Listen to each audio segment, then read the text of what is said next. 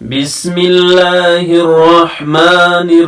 الرحيم عما يتساءلون عن النبأ العظيم الذي هم فيه مختلفون كلا سيعلمون ثم كلا سيعلمون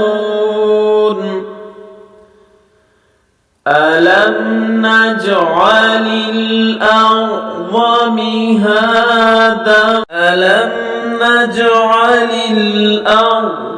مهادا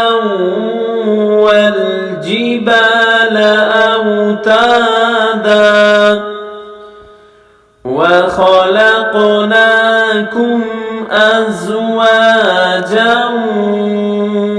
وجعلنا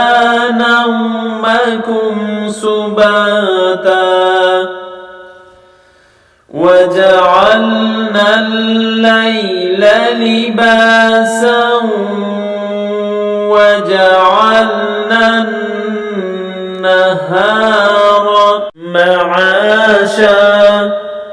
وبنينا فوقكم سبعا شدادا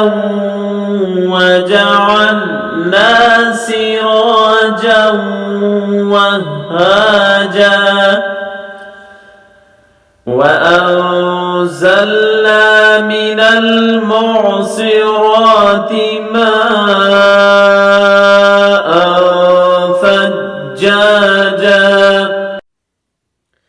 لنخرج به حبا ونباتا وجنات ألفافا إن يوم الفصل كان ميقاتا يوم ينفخ في الصور فتأتون أفواجا وفتحت السماء فكانت أبوابا وسيرت الجبال فكانت سرابا إن جهنم كانت مرصادا للطاغين مآبا لابثين فيها أحقابا لا يذوقون فيها بردا ولا شرابا إلا حميما وغساقا جزاء وفاقا إنهم كانوا لا يرجون حسابا وكذبوا بآياتنا كذابا وكل شيء أحصيناه كتابا فذوقوا فلن نزيدكم إلا عذابا إن للمتقين مفازا حدائق وأعنابا وكواعب أترابا وكأسا دهاقا لا يسمعون فيها لغوا ولا كذابا جزاء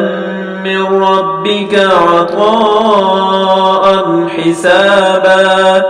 رب السماوات والأرض وما بينهما الرحمن لا يملكون منه خطابا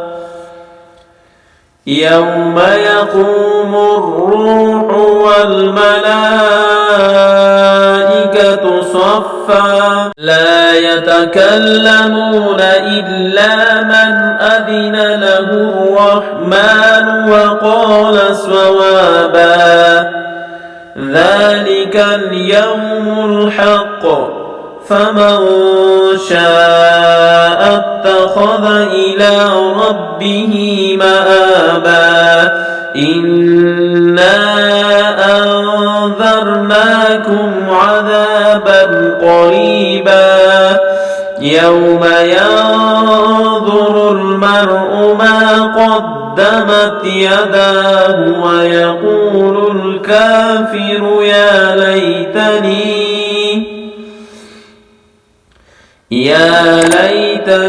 كنت